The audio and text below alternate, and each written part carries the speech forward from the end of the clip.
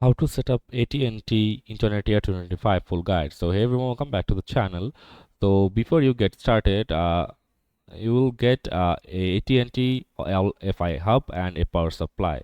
So to setting up your AT&T here, you have to connect using the AT&T Smart Home Manager app. As you can see from here, you can also scan the QR code from here. For quick download, open your smartphone camera and point it at the QR code on the box.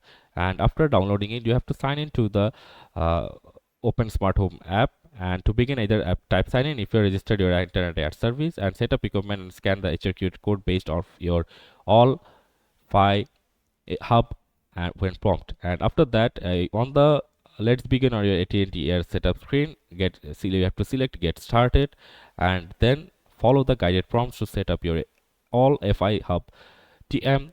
After that, you're ready to go. And after that, set up your AT&T Air.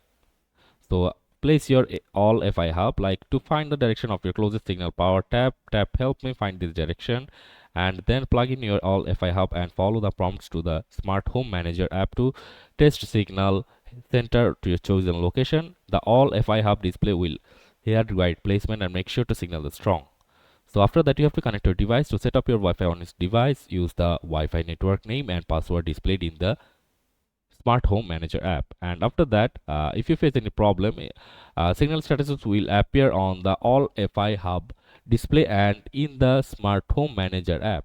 The green signal strength is great. You're ready to start using your new AT&T Internet Share service. The yellow signal is strength is good. Use the Smart Home Manager app to move the hub to a different location to see if you can improve your signal strength. And the red is let's place your hub again. You just have to use the Smart Home Manager app to move the hub to a different location to get a better signal. And that's it for this video. That's how you can set up the AT&T Internet Air. See you on the next video.